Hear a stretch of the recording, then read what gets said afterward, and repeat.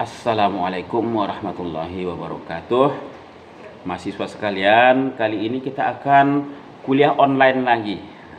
Kalau kemarin kita kuliah tatap muka, sekarang kita online dulu. Karena kebetulan Bapak juga ada mengikuti workshop pada hari ini, sehingga kita kuliah online dulu ya. Tema kita pada hari ini adalah pertemuan kali ini adalah mengenai pasar uang. Kalau nanti ada waktu dilanjut dengan pasar valuta asing. Pasar uang adalah, mungkin Anda tahu pasar uang itu adalah money market bahasa asingnya, suatu wadah pertemuan antara pemilik uang, pemilik dana, pemilik uang atau pemilik dana dengan orang yang membutuhkan dana, konsumer ya, baik bertemu langsung maupun melalui perantara, apakah itu broker atau melalui proses permintaan dan penawaran yang dimediasi oleh bank. Jadi atas sejumlah dana atau surat-surat berharga yang jangka waktunya, jangka waktu ini poinnya nih, di bawah 1 tahun. Jadi kalau pasar uang itu di bawah 1 tahun, sedangkan kalau di atas 1 tahun disebut dengan pasar modal. Jelas ya? Umurnya jangka pendek. Itu definisi pasar uang. Kemudian karakteristik daripada pasar uang ini adalah transaksinya sangat besar. Jadi nanti ada pertanyaan, itu kur yang 5 juta 10 juta masuk kategori pasar uang enggak? Nah, sebenarnya secara prinsipil iya ya, akan tetapi yang dibicarakan dalam pasar uang ini nih, karena menyangkut suatu sistem keuangan di dalam sebuah negara, bahkan internasional, bahkan dunia, maka transaksi yang dimaksudkan di dalam pasar uang ini adalah yang besar-besar saja. Kemudian risiko gagal tagih kecil, karenanya tentu melibatkan institusi atau lembaga-lembaga atau pebisnis yang memiliki kredibilitas yang sudah tinggi. Jadi resiko gagal tagihnya kecil. Kemudian tadi jangka waktunya di bawah 1 tahun.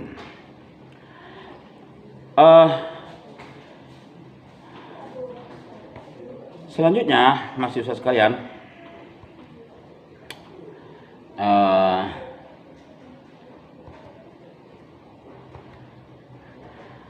peserta di pasar uang itu siapa? Siapa saja sih yang beraktivitas di pasar uang? Pertama, pemerintah. Pemerintah tentu penyelenggara atau penanggung jawab ya proses transaksi pasar uang yang melibatkan dana yang besar. Kemudian Bank Sentral, Bank Indonesia kalau di Indonesia. Kemudian bank-bank komersil, BRI, BNI, Bank Syariah Mandiri, ya, Bank Mandiri. Kemudian sektor bisnis, perusahaan-perusahaan besar seperti Astra, Indo Mobil, Siemens Indonesia, pokoknya perusahaan-perusahaan yang besar. Kemudian individu juga. Kemudian perusahaan sekuritas dan investasi. Nah, ini di dalam kegiatan bisnis pasar uang ini kan juga tadi disebutkan melibatkan broker atau perantara. Nah, di dalam kegiatan perantara ini maka terlibat dari sini perusahaan-perusahaan sekuritas, perusahaan investasi. Nah, perusahaan sekuritas itu apa? Itu perusahaan yang bergerak di bidang surat-surat berharga, bisnis surat-surat berharga. Kalau dia jangka pendek itu tadi di pasar uang namanya ya.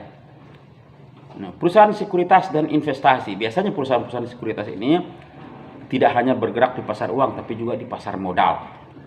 Mereka juga memperdagangkan saham, kemudian memperdagangkan juga obligasi. Kemudian perusahaan pembiayaan, leasing, modal ventura. Kemudian perusahaan asuransi, perusahaan asuransi yang memiliki dana yang terhimpun dari berhasil dihimpun dari customernya. Maka dana ini tentu harus diproduktifkan, harus menghasilkan gitu ya. Nanti itu tentu mereka bisa mengalokasikan dana yang terkumpul ini di pasar uang, juga pasar modal. Kemudian dana pensiun juga memiliki dana yang besar. Dana ini tentu harus dibuat produktif, dikembangkan dana ini. Mereka mengembangkan dana ini selain di pasar modal juga di pasar uang. Kemudian foreign issuer, jadi orang-orang asing yang juga berminat beraktivitas di pasar uang yang ada di Indonesia misalnya. Kemudian fungsi dari pasar uang.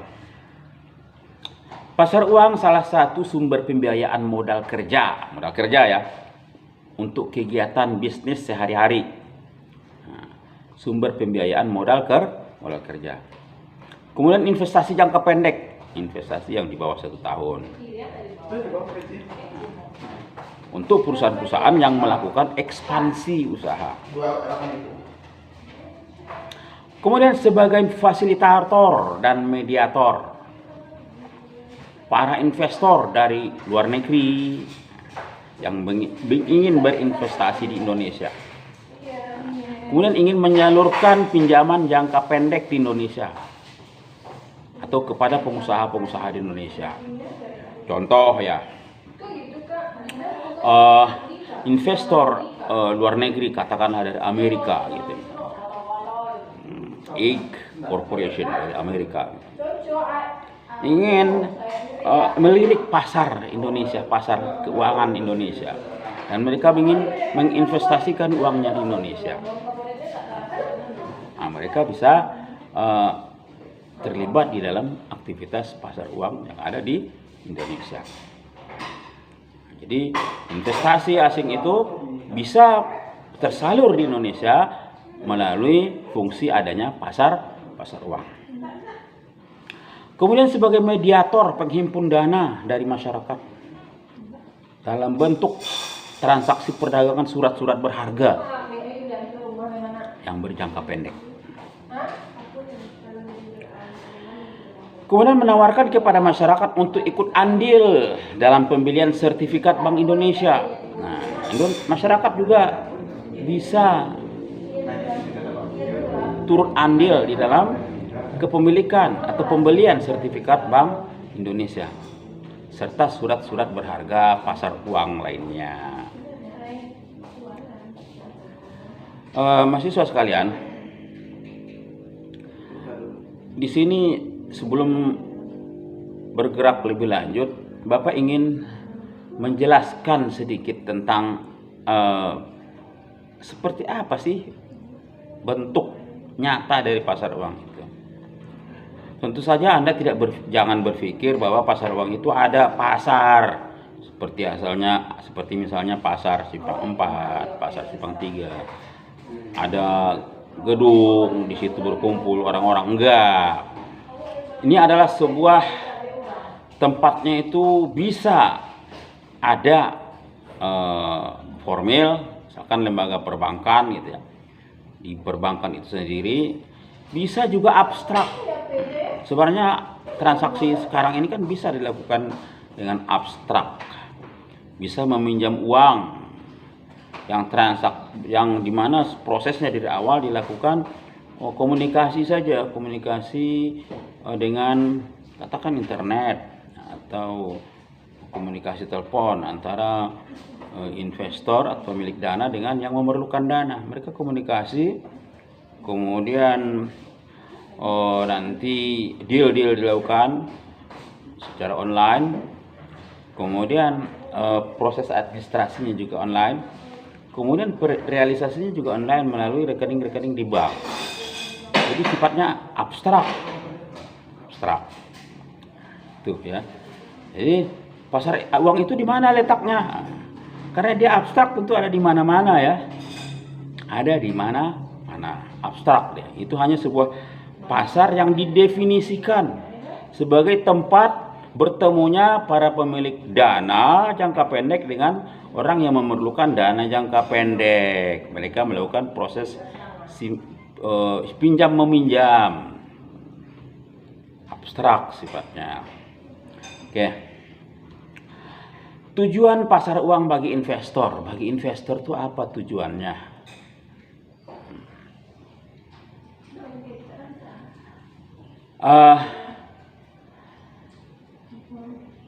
Dilihat dari orang yang memerlukan atau pihak yang ingin menanamkan dana, pasar uang itu menawarkan pilihan-pilihan berinvestasi yang menguntungkan, yang sifatnya jangka pendek.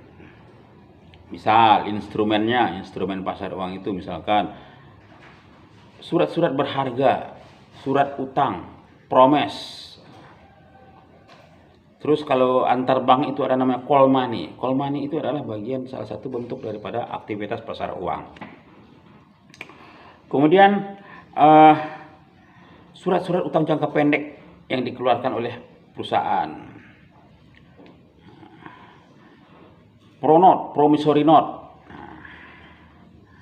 Itu adalah sejumlah instrumen-instrumen yang ditawarkan oleh pasar uang. Nah, di sini bisa pihak yang ingin menanamkan maupun yang membutuhkan dana itu bisa mereka pilih. Kalau pihak yang ingin menanamkan dana, tentu mereka pilih yang paling menguntungkan bagi mereka, yang memiliki return yang paling besar. Pihak yang membutuhkan, nah, itu tentu mereka melihat instrumen mana yang lebih murah tentunya ya. Kemudian atau mungkin yang paling persyaratannya ringan. Kemudian instrumen-instrumen yang memang mereka memiliki akses ke situ. Mahasiswa sekalian,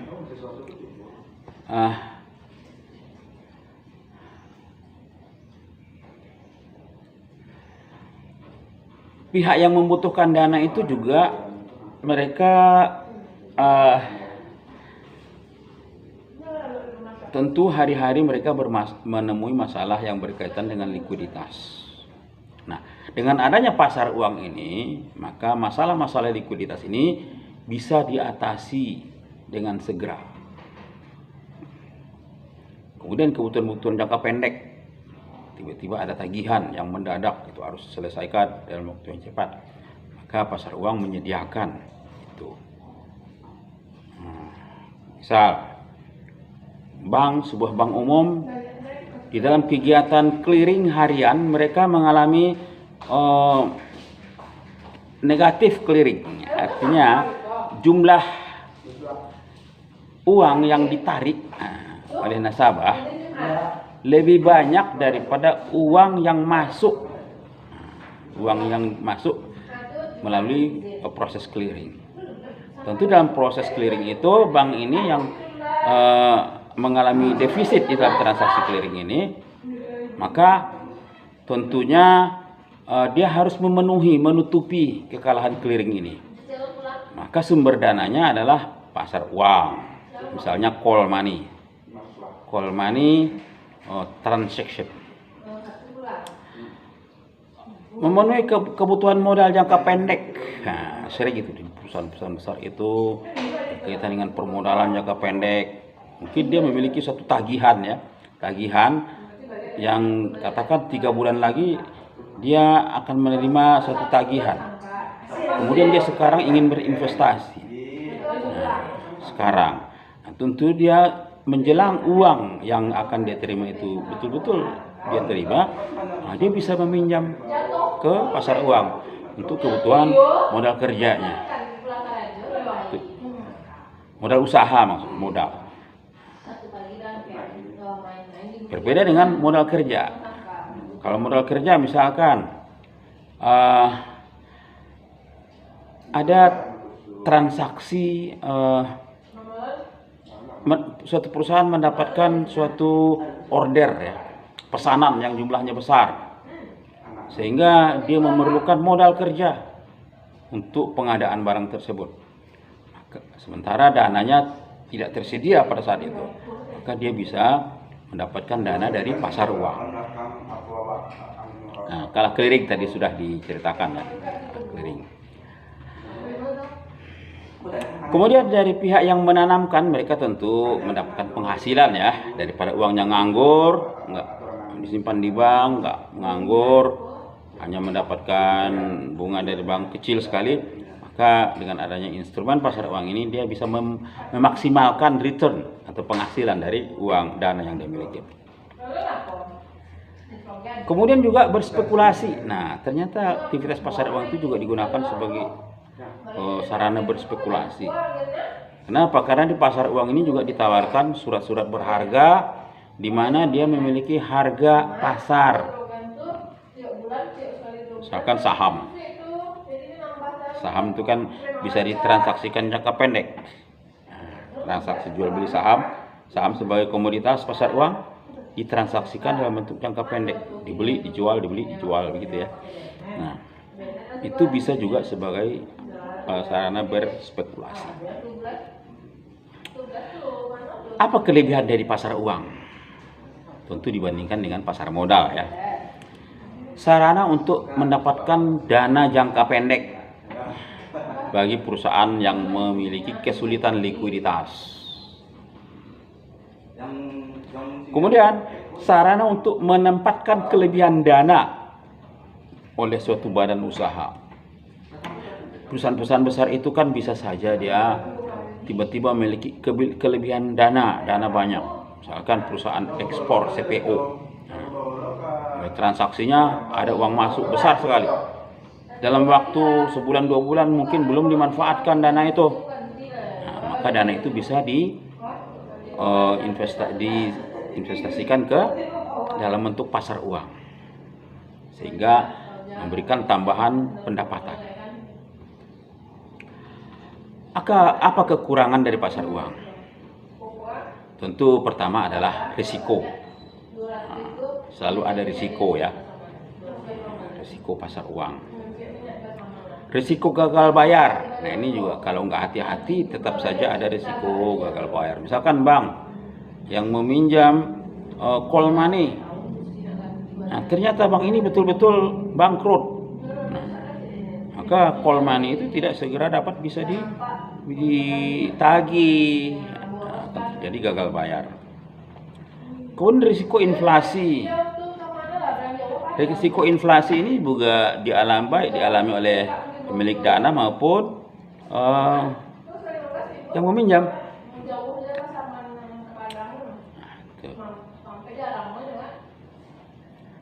Pemilik dana tentu dana yang disimpankan, yang diinvestasikan, katakan nilainya kalau terjadi inflasi nilainya menurun, sementara tingkat bunga yang diperoleh itu lebih kecil daripada tingkat inflasi. Nah, ini rugi dia. Yang meminjam juga begitu. Misalkan dia meminjam, kemudian uang itu digunakan,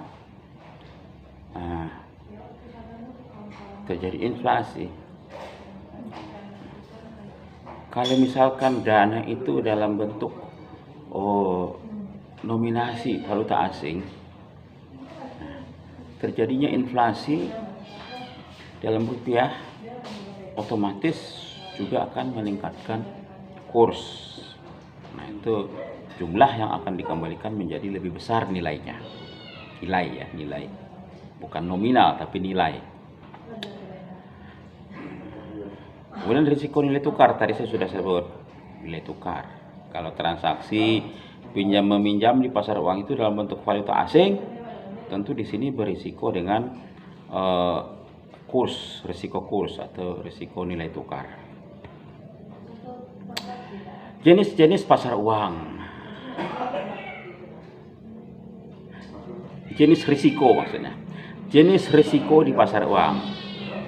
Pertama, risiko pasar ya. Risiko pasar. Risiko reinvestment. Risiko gagal bayar. Risiko inflasi tadi sudah disebut. Kemudian risiko valuta tadi sudah sebut, itu risiko kurs tadi ya. Risiko politik. Nah, ini politik. Masalah politik juga berdampak ke dalam pasar uang.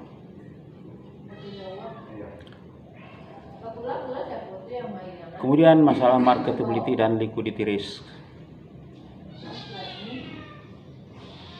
Ada saja perusahaan, misalkan perusahaan likuiditas, dia membeli suatu sekuritas atau sudah berharga dengan maksud untuk dijual lagi. Ternyata setelah dia beli mau dijual nggak laku. Nah, itu risiko marketability. Kemudian misalkan surat berharga ini ternyata tidak bisa dilikuidir, tidak bisa dicairkan.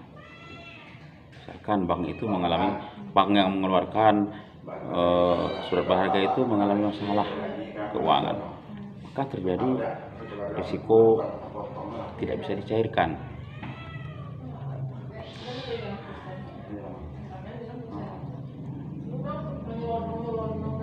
Kemudian instrumen, mungkin dari tadi Anda bertanya-tanya apa saja sih sebenarnya instrumen atau barang-barang yang diperdagangkan di pasar modal itu. Instrumennya apa saja, wujudnya gitu ya. Pertama, surat berharga pasar uang.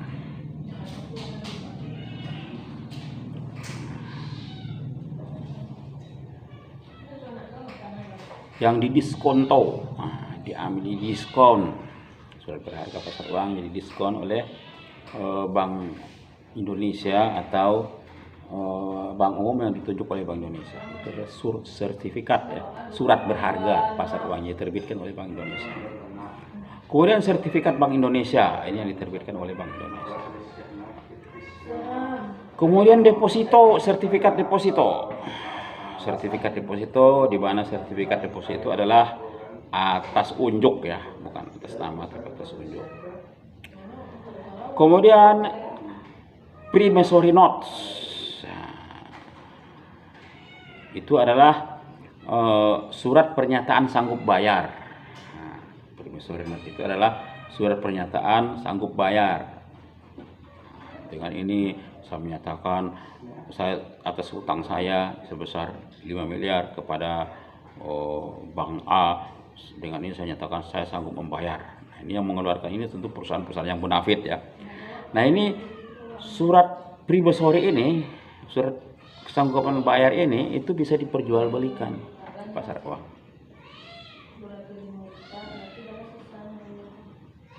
Kemudian treasury bills, ini surat berharga, surat hutang yang diterbitkan oleh negara yang jangka pendek. Nah, ini namanya treasury bills. Treasury bills. Kemudian banker acceptance, akseptasi dari bank.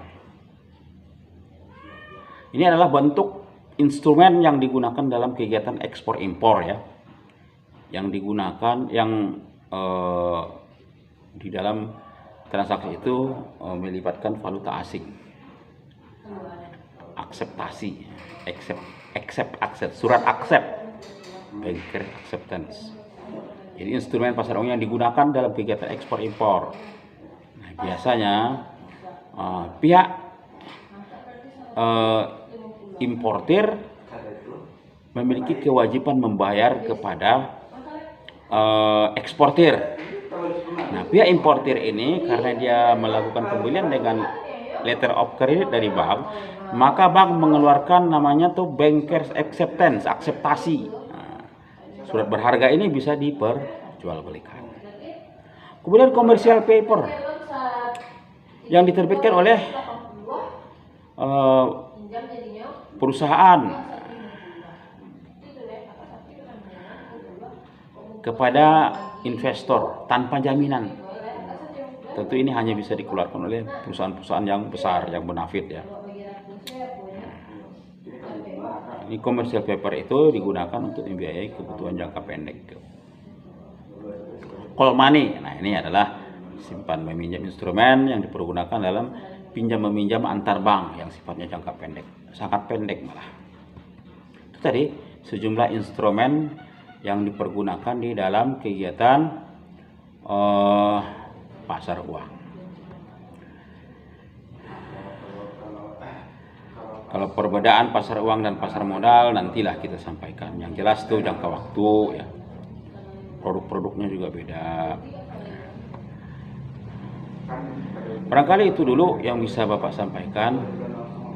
Sedangkan pasar valuta asing nanti akan Bapak sampaikan dalam pertemuan berikut atau dalam video berikutnya. Ingat saja pertemuan kita pada hari ini mudah-mudahan mudah diterima, mudah dipahami.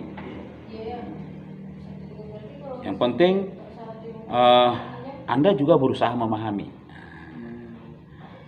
Videonya Bapak usahakan mudah dipahami dan Anda juga berusaha untuk bisa memahami. Bisa mau menonton. Nah, ini belum bisa memahami juga kalau nggak ditonton kan juga nggak akan bisa. Nah, banyak juga mahasiswa itu yang nggak menonton. Sejauh pengamatan Bapak, banyak juga mahasiswa yang tidak menonton secara tuntas video yang Bapak sampaikan dalam perkuliahan online ini. Jangan, ini Anda rugi sendiri. Anda harus tonton. Itu saya, terima kasih. Assalamualaikum warahmatullahi wabarakatuh.